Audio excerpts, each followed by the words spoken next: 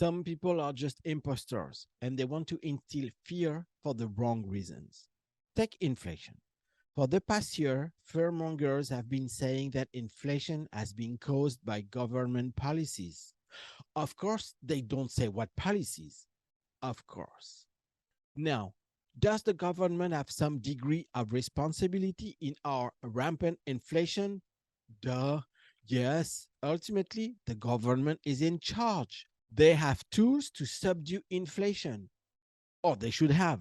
So they're responsible because the buck stops with the government. Even if they are not directly responsible, or even if there's little thing they can do. Fearmongers are quick to say that inflation was caused by the massive amount of money that was injected into the system during COVID, mainly by the Trump government. They have a point here, since a massive amount of money to sustain the economy usually spurs inflation. But that's not it, because that was 2 years ago, and inflation kicked in more than 1 year after the massive spending. So the bulk of the inflation must come from somewhere else. The shortage of ships from China, the shortage of workers at the port, especially Los Angeles, Long Beach, and San Francisco, the shortage of truckers in the US, and generally speaking, by the shortage of workers in the US. Because when supply chain is an issue, inflation kicks in. The cost to bring products from China to the US has ballooned for 2 years and is still very high. And when logistics costs kick in, there is an inflation issue. China's economy has also been shut down for a very long time.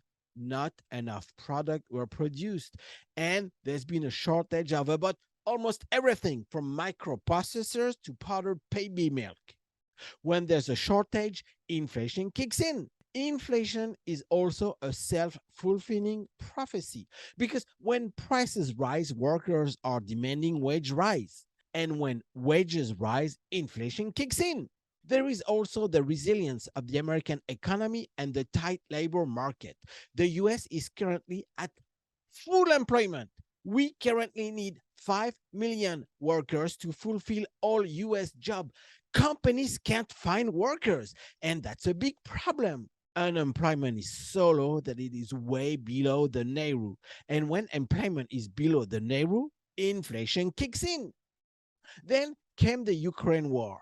The price of a barrel of oil went from $4 a barrel in April 2020 to $130 a barrel in March 22. Price has since receded to about $91 a barrel, but it's still very high.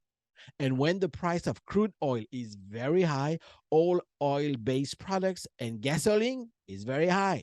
And that's a big, big, big factor of inflation. But all of those inflation triggers have now receded, most of them. And still, products are sold at insane prices.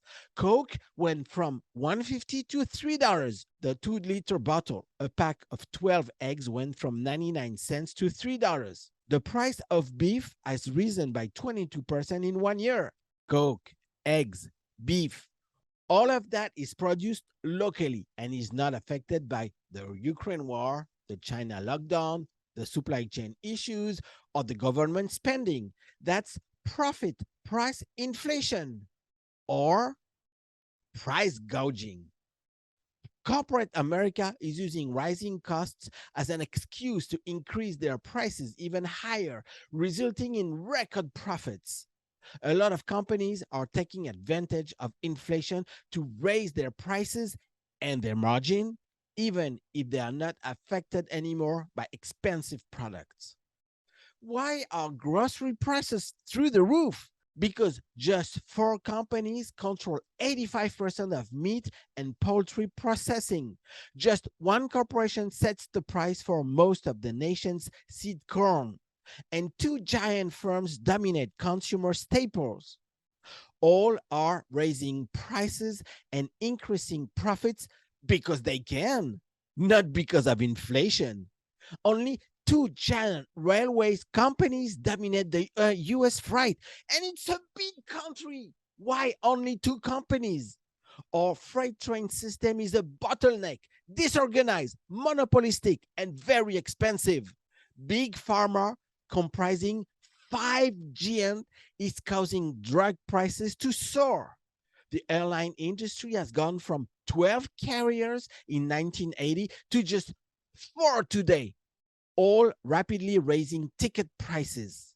And I'm not talking about the banking industry, who's been consolidating since the mortgage crisis of 2008. There is no more competition in the US. And when there is no more competition in a country, prices rise, profits soar, and inflation kicks in. Bold antitrust enforcement is essential.